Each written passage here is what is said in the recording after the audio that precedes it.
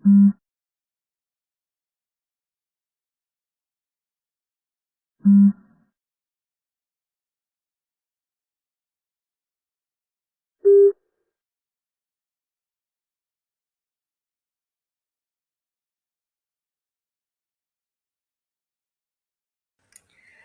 semuanya, perkenalkan nama saya Dini Handayani. Saya dari jurusan Bimbingan dan Konseling Islam semester 4. Pernah nggak kamu ngobrol sama orang dari budaya yang berbeda, terus bingung harus bersikap gimana? Nah, hari ini kita akan bahas tentang komunikasi antar budaya dan gimana cara mengaplikasikannya dalam kehidupan sehari-hari kita. Komunikasi antar budaya dalam kehidupan sehari-hari. Apa itu komunikasi antar budaya? Komunikasi antar budaya adalah proses penyampaian pesan antara orang-orang dari latar belakang budaya yang berbeda. Budaya di sini bisa berarti perbedaan bahasa, kebiasaan nilai, bahkan cara mereka berpikir pun berbeda. Adapun dengan contohnya, gaya komunikasi orang Jepang yang cenderung tidak langsung dibandingkan dengan orang Amerika yang lebih belak-belakan. Kenapa itu penting? Karena di dunia kita makin terhubung di sekolah, tempat kerja, bahkan media sosial, kita sering berinteraksi dengan orang dari berbagai budaya. Kalau nggak paham cara komunikasi yang tepat, bisa terjadi kesalahpahaman. Selanjutnya yaitu menerapkan komunikasi antar budaya. Gimana sih cara kita mengaplikasikan komunikasi antar budaya dalam kehidupan sehari-hari kita? Yang pertama, kita pahami dan hargai perbedaan. Kita harus sadar bahwa tidak semua berpikir atau bertindak seperti kita. Misalnya di beberapa budaya menatap pada langsung dianggap kurang sopan. Tapi di budaya lain, itu tanda kepercayaan diri kita. Dan yang kedua, dengarkan dengan empati. Dengarkan orang lain tanpa harus berburu-buru menyala atau menghakimi. Tiga, gunakan bahasa yang mudah dimengerti. Hindari slang atau idiom lokal yang mungkin asing buat orang dari budaya lain.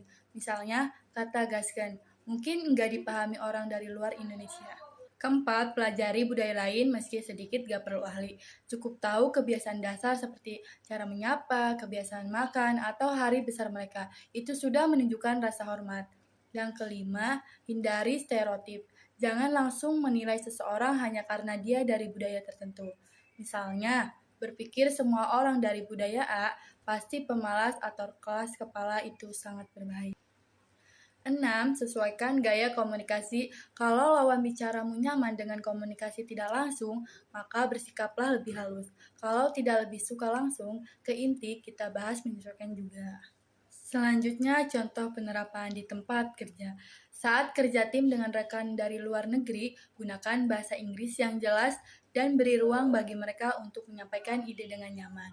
Di sekolah, kalau ada siswa pertukaran pelajar, bantu mereka menyesuaikan diri, ajak ngobrol, tunjukkan cara belajar di kelas. Di media sosial, saat berdiskusi online, sadarilah bahwa audiensmu bisa jadi berasal dari berbagai latar belakang. Hindari komentar yang bisa menyinggung budaya tertentu.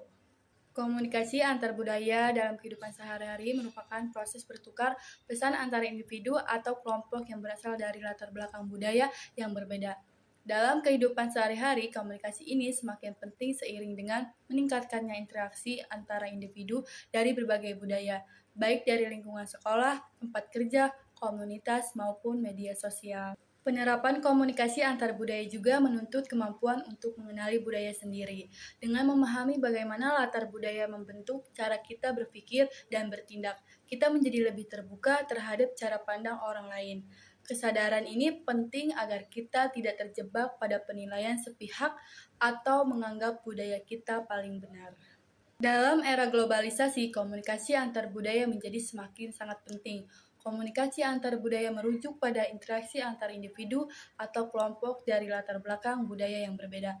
Proses ini tidak hanya melibatkan pertukaran bahasa, tetapi juga nilai-nilai norma, perilaku, dan cara berpikir. Komunikasi antar budaya bukan cuma soal tahu teori, tapi soal sikap, sikap terbuka, mau belajar, dan saling menghargai. Dengan memahami dan menerapkan komunikasi antar budaya, kita bisa membangun hubungan yang lebih kuat, mengurangi konflik, dan menjadi pribadi yang lebih global. Jadi, yuk mulai dari hal kecil, senyum ke orang baru, dengarkan dengan hati, dan jangan takut untuk belajar perbedaan.